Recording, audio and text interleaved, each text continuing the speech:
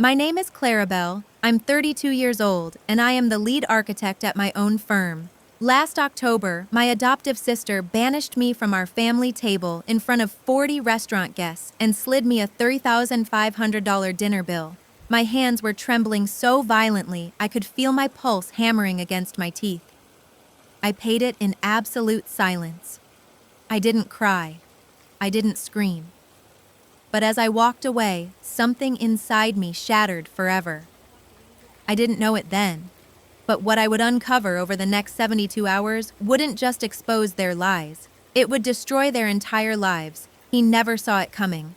Before I continue, if you end up liking this story, please take a moment to like and subscribe, but only if you genuinely connect with it. Drop a comment letting me know where you're watching from and what time it is there. Now, let me take you back to 1998, when everything started.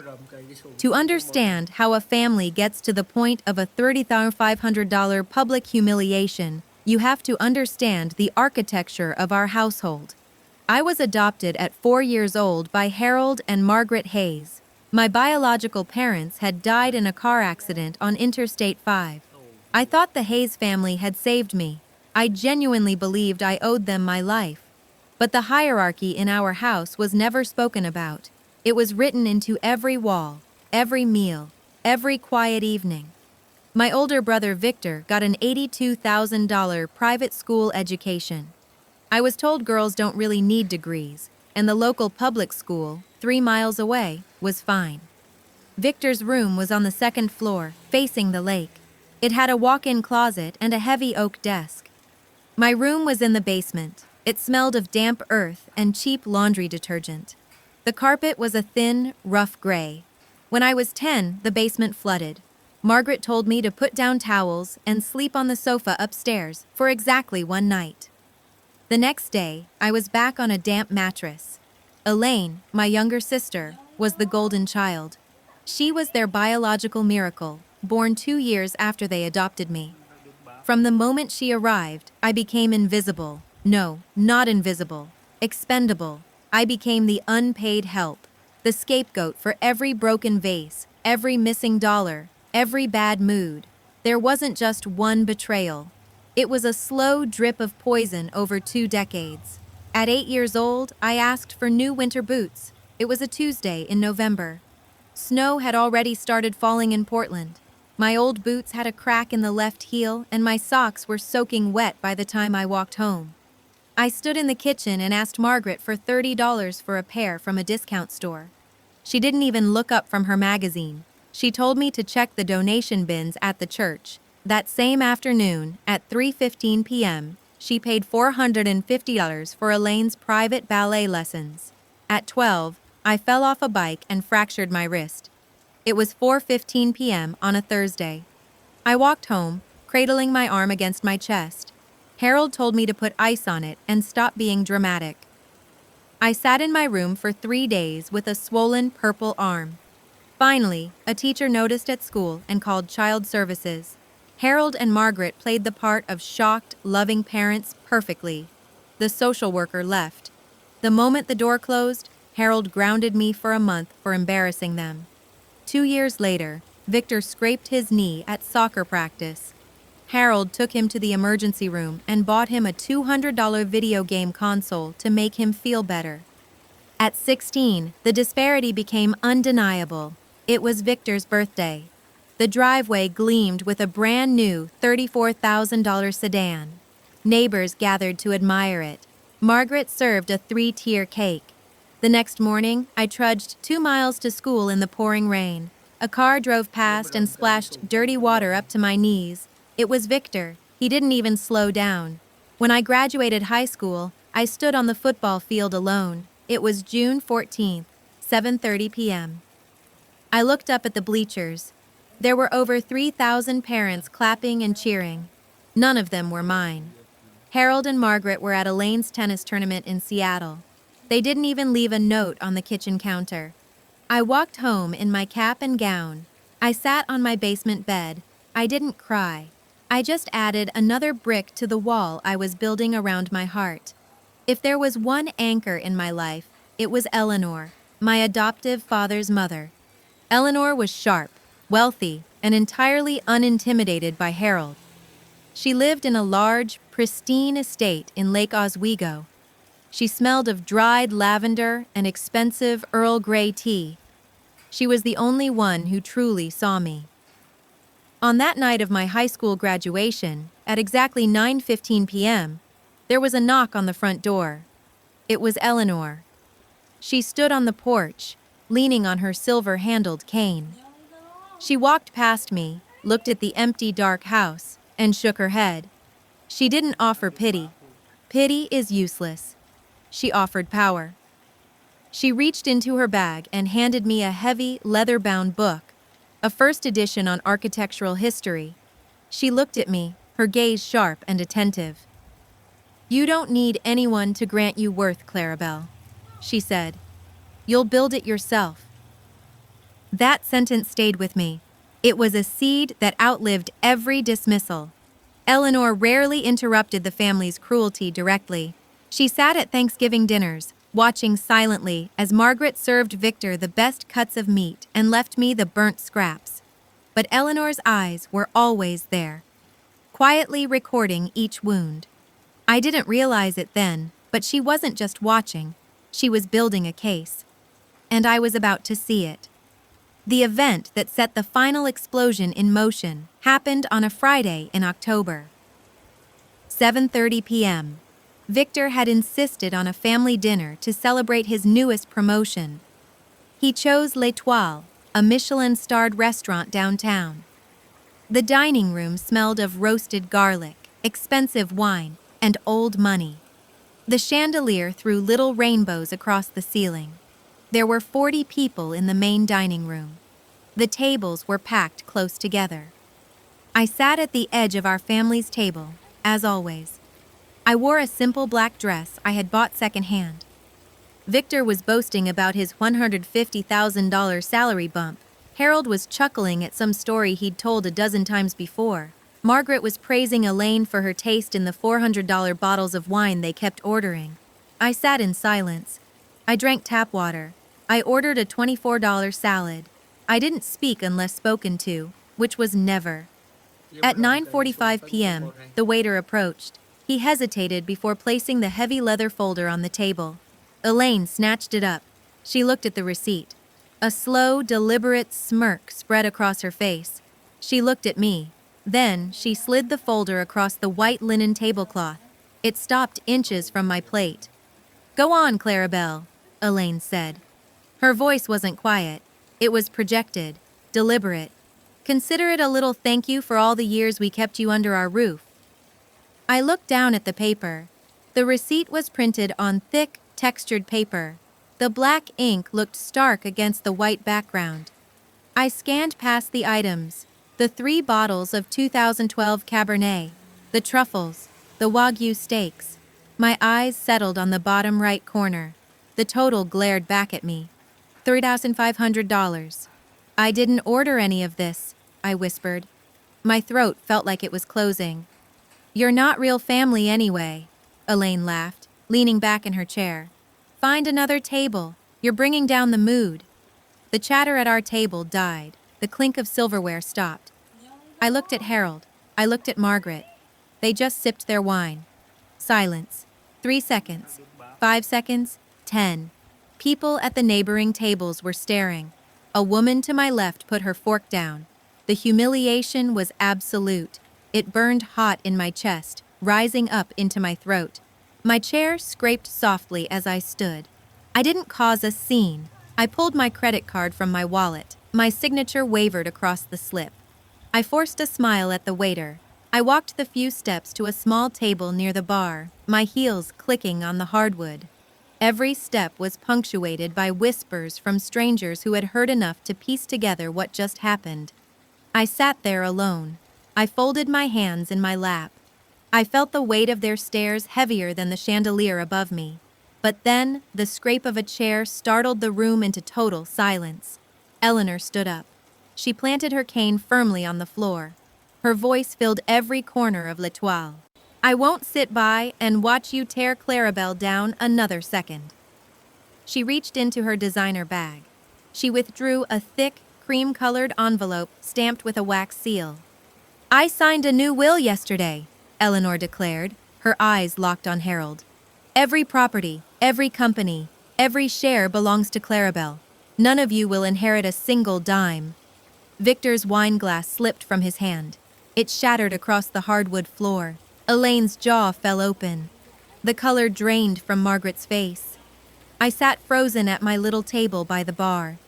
The elegant restaurant ceased to be a place of chandeliers and wine glasses. It was an arena, and I was no longer pushed to its edge. I had become its center. I didn't know it then, but this was just the beginning. The announcement from Eleanor spread like a brush fire. Within 48 hours, my phone became a war zone. I didn't know how deep the betrayal went, but I was about to find out. Victor's texts came first at 9:14 a.m. on Sunday. "You manipulated her. You're a leech. We're going to destroy you." I didn't reply. I took a screenshot. I saved it to a folder on my desktop titled Family. Then came the voicemail from Harold at 11:22 p.m. "Clarabelle, this charade won't hold. We're taking you to court. Haven't you embarrassed us long enough? Timestamp saved. Audio recorded." I didn't respond. Silence is the loudest weapon you can wield against people who expect you to beg. By Tuesday, the tabloids had the story. Adopted daughter snatches fortune. Paparazzi captured photos of me grocery shopping on Northwest 23rd Avenue. Strangers dissected my life online. They called me a gold digger, an opportunist. I sat on my bathroom floor at 2:47 a.m. The glow from the streetlights painted stripes across my walls. I felt completely alone. I was ready to walk away. I genuinely thought about calling Harold and giving the inheritance back just to make the noise stop. Then my phone buzzed. A text from Eleanor. "Come to the Lake Oswego house tomorrow. 4 p.m. Caldwell will be here." I opened my inbox at 9:41 a.m. the next morning to an email from Eleanor's assistant containing the gate code.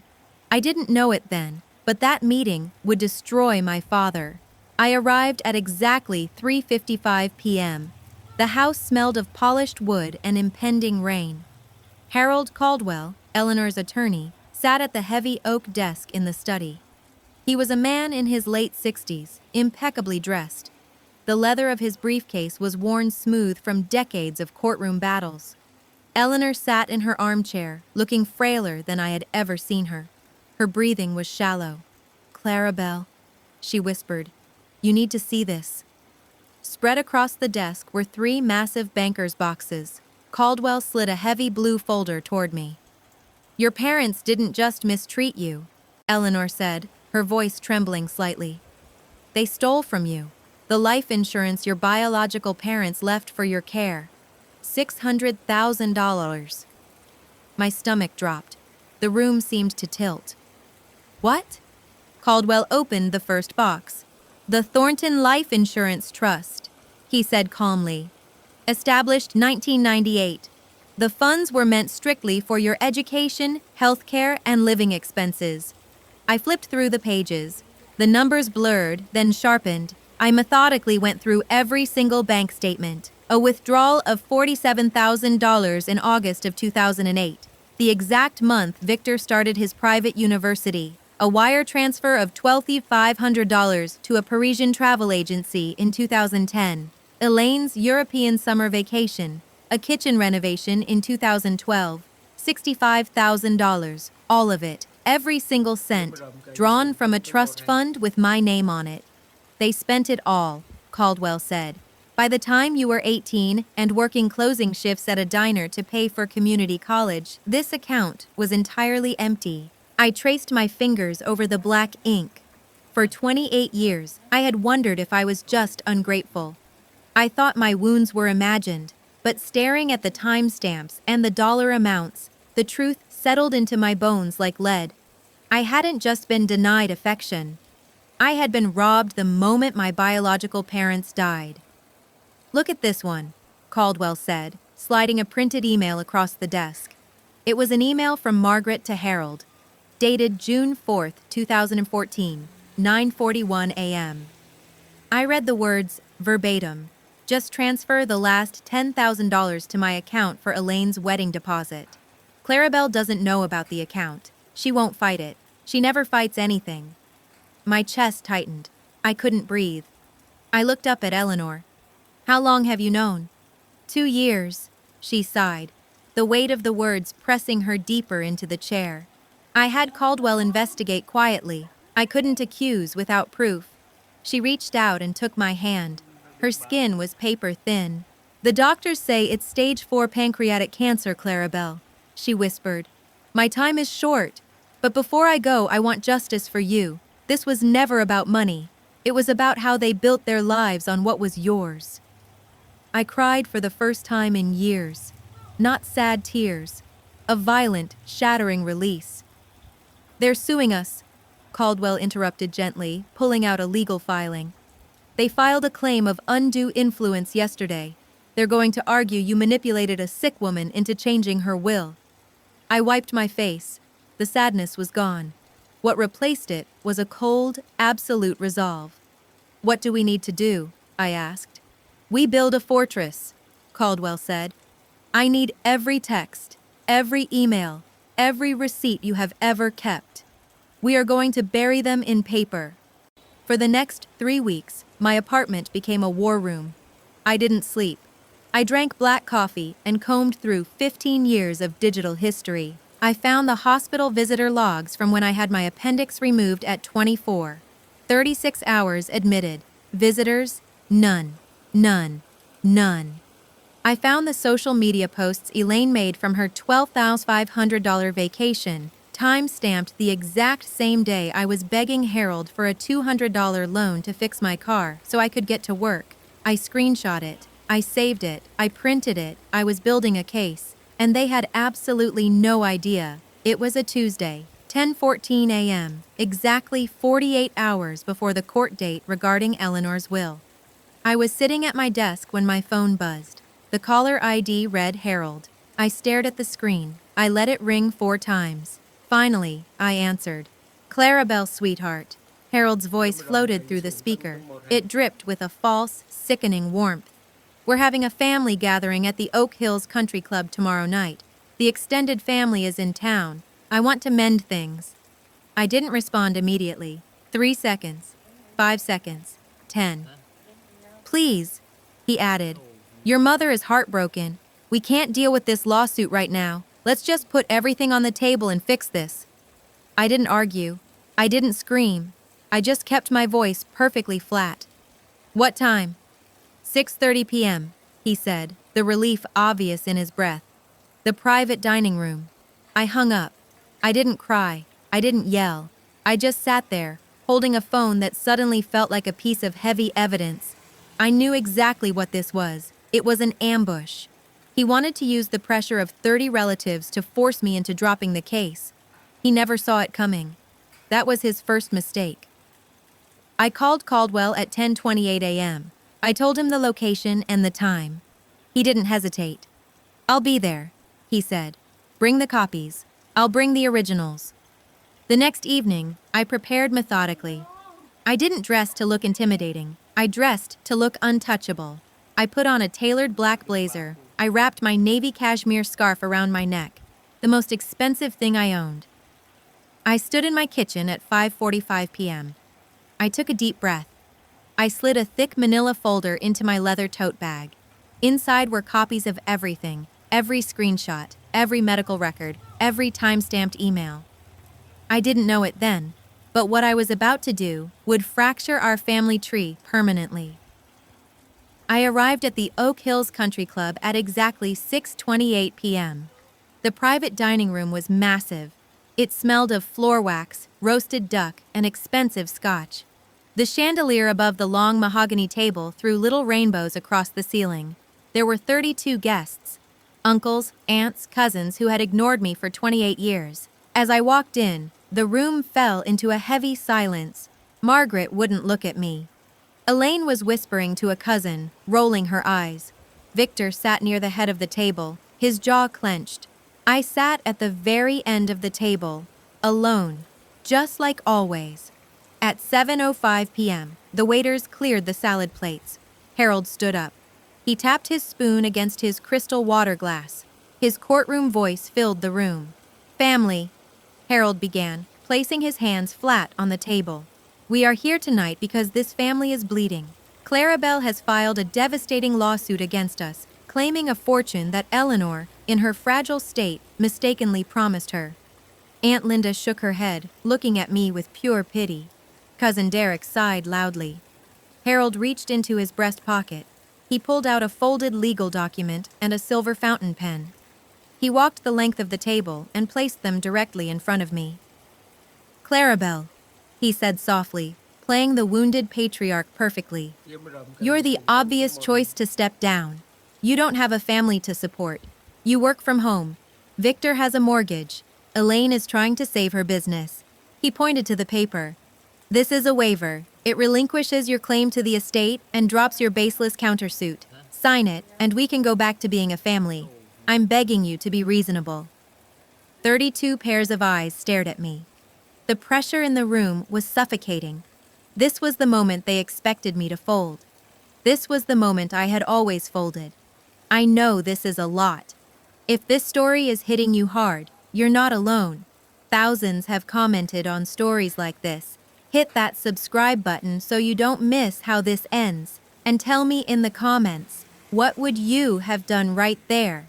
I looked down at the silver pen. I looked at the waiver. I smiled.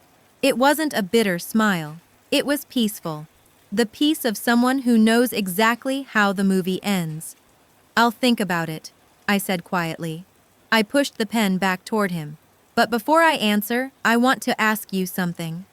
Harold frowned. Clarabelle, just sign the... When was the last time you asked if I was okay? I interrupted. My voice wasn't loud, but it cut through the room like glass.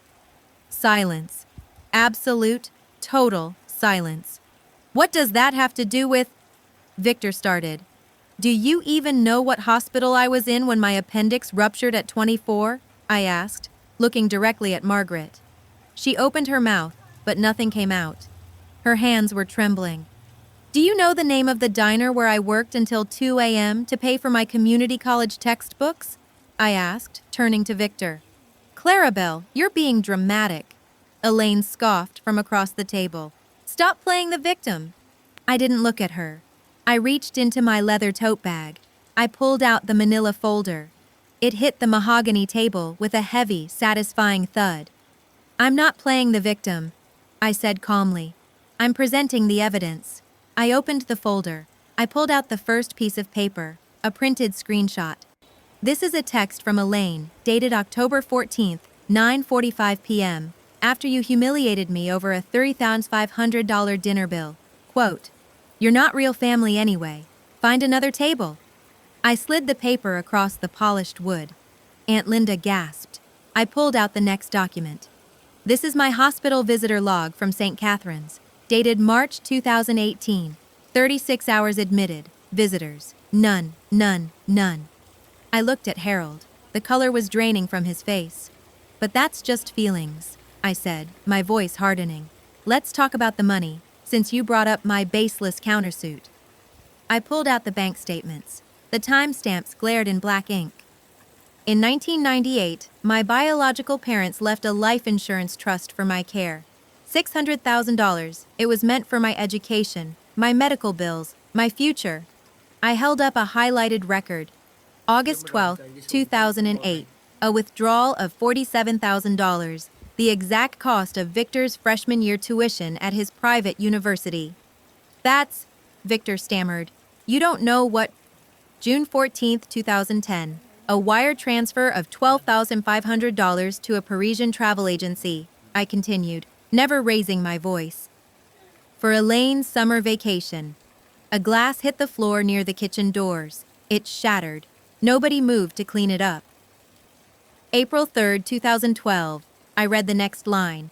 A $65,000 withdrawal for a kitchen renovation in the Lake Oswego house. The same week, Harold grounded me for asking for a $40 bus pass. Clarabelle, stop! Margaret cried out. She was trembling uncontrollably now. You don't understand the pressure we were under. I understand perfectly, I said. You stole from an orphaned child to fund a lifestyle you couldn't afford. Just then, the heavy oak doors of the private dining room swung open. It was 7:15 p.m. exactly. Harold Caldwell walked in. He wore a charcoal suit. He carried his worn leather briefcase. "Excuse the interruption," Caldwell said, his voice carrying the absolute authority of the law. Harold's face contorted.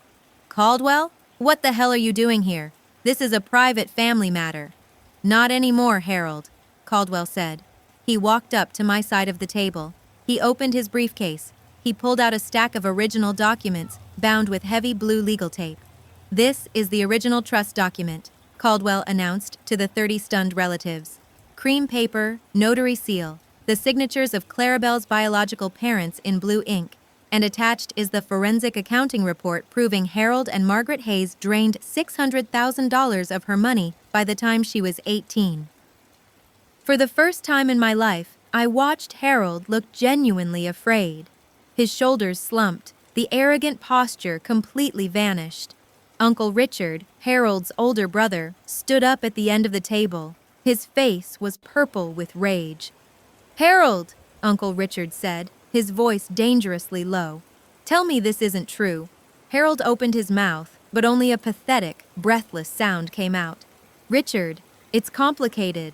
The markets crashed in—" "Good God, what have you done?" Richard spat in absolute disgust. Victor was staring at his plate.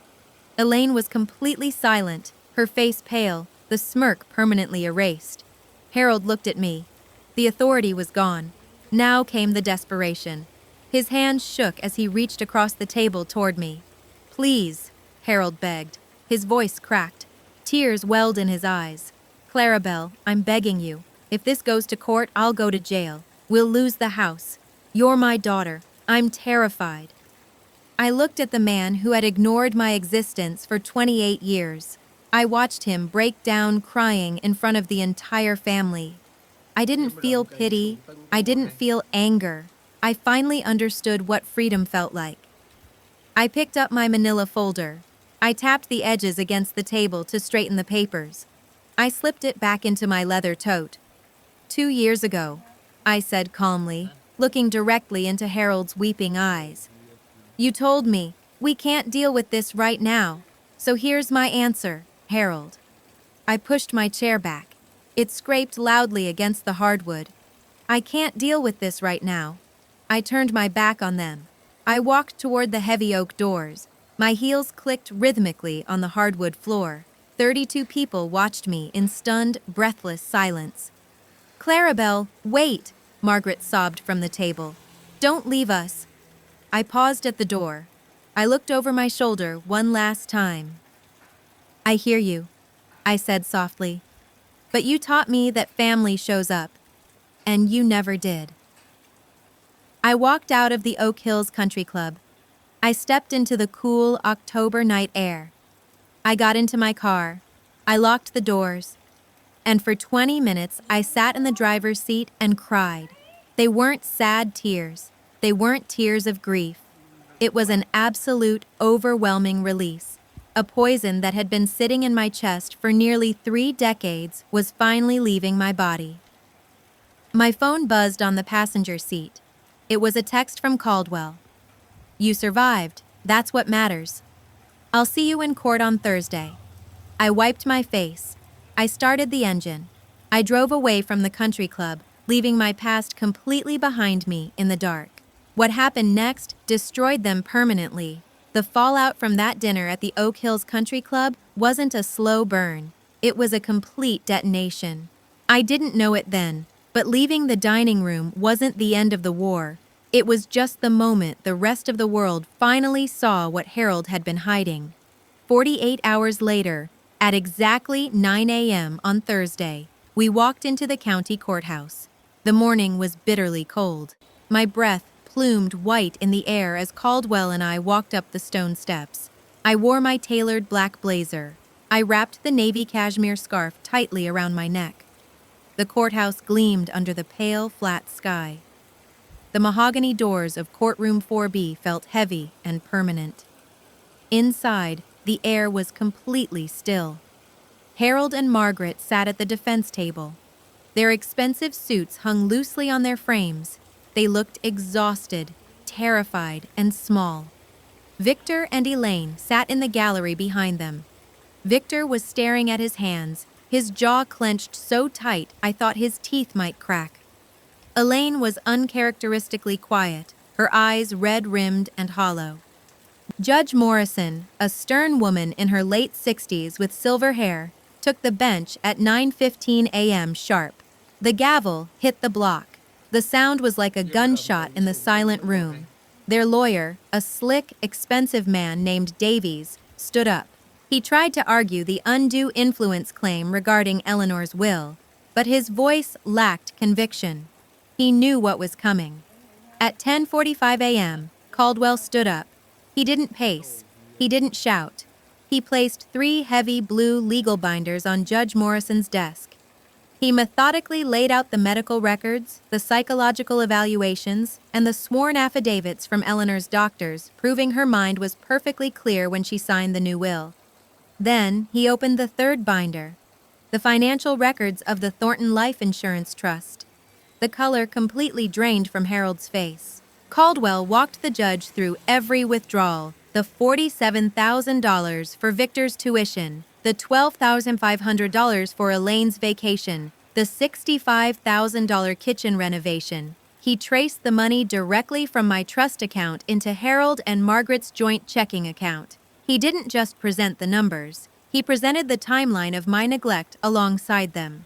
The dates lined up perfectly. Judge Morrison didn't speak for nearly 15 minutes. She just flipped through the pages, her expression growing darker and colder with every single turn. Finally, she looked up. She stared directly at Harold. The silence in the courtroom was absolute.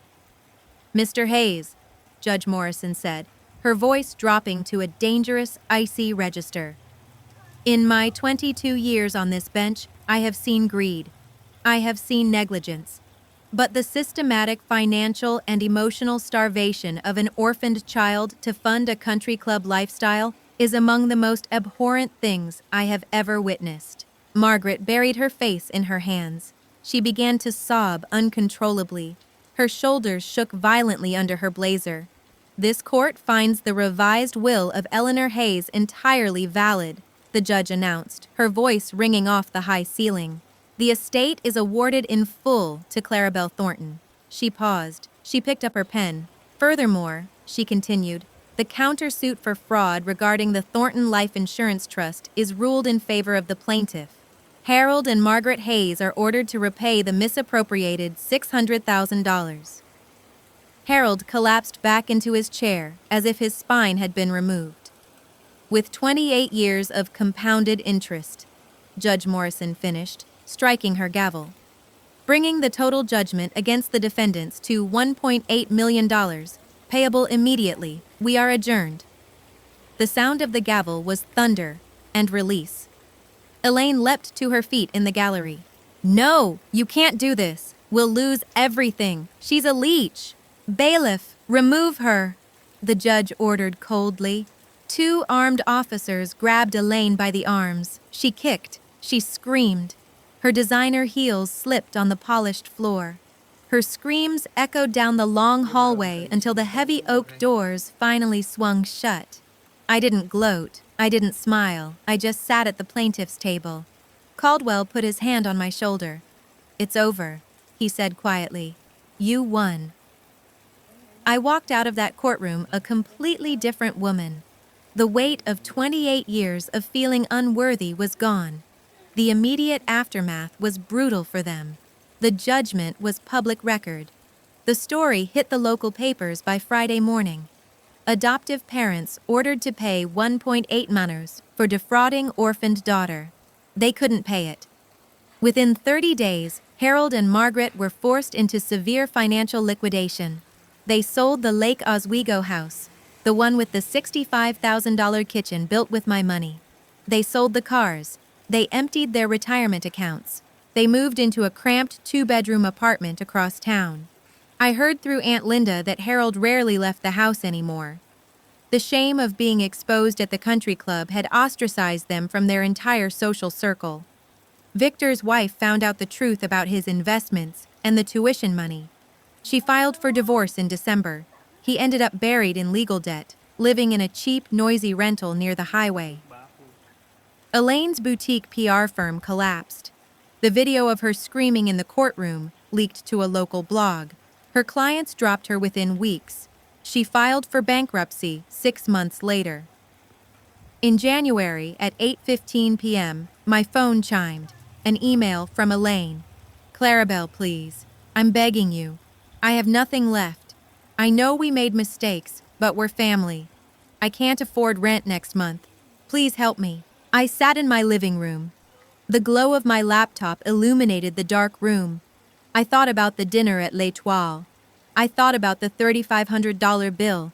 I thought about her voice, loud and deliberate, telling me to find another table because I wasn't real family. I didn't reply. I clicked delete. I blocked the email address. Then I closed my laptop and went to sleep. I slept through the night for the first time in years. My life, however, moved in the exact opposite direction. Eleanor passed away peacefully in her sleep 3 weeks after the trial. The grief was profound, but it was a clean grief. She left me an immense fortune, but more importantly, she left me my dignity. 6 months later, I took a massive leap. I bought the architectural firm I had been working for. I became the lead partner at 32 years old. I moved into a beautiful, sunlit loft in the Pearl District. I bought the little cottage in Cannon Beach that Eleanor had always loved. A year later, I stood inside the glass lobby of my new headquarters. It was a Tuesday, 9 a.m. On the top floor, we housed the Eleanor Foundation, a charity I built with her inheritance to provide free legal counsel to foster children and adoptees facing financial abuse. I walked into my corner office. The morning light poured through the floor-to-ceiling windows. I looked out over the Portland skyline. I finally understood what Eleanor meant all those years ago. You don't need anyone to grant you worth. You build it yourself. I'm Clarabelle, and that was the last time I ever let anyone tell me my worth. I still keep that navy cashmere scarf draped over my office chair. I look at it every morning when I sit down at my desk. It reminds me that I survived. It reminds me that I am worth the investment. If you're watching this and nodding right now, you know exactly what I'm talking about. You know what it feels like to be the scapegoat. The invisible one. The one expected to carry the weight of an entire family's dysfunction while being treated like a burden. Listen to me very carefully. Family isn't who shares your blood. Family isn't even the people who adopted you or put a roof over your head. Family is who shows up when the lights go out. Family is who protects you when you are vulnerable. Silence isn't peace. It's just postponed pain. Every time you bite your tongue to keep the peace, you are just swallowing poison. It doesn't disappear. It stays inside you until it breaks you down. And you don't owe anyone your life. Not even the people who gave it to you. Not even the people who took you in. Some of you might be watching this, reading the comments, and thinking, was it too harsh? Should you have forgiven them? Should you have given them some of the money when they were broke? Let me tell you right now, it wasn't too harsh. People who abandon you in the dark do not get to demand your presence when you finally find the light. People who steal your future do not get to ask for a piece of the present you built without them. Forgiveness is for people who take accountability, not for people who are just sorry they got caught. You survived. You walked through the fire, and you are still standing. That is what matters. The best revenge isn't screaming. It isn't violence. The best revenge is absolute, total silence, followed by undeniable success. They wanted me to be small. I chose to be a fortress.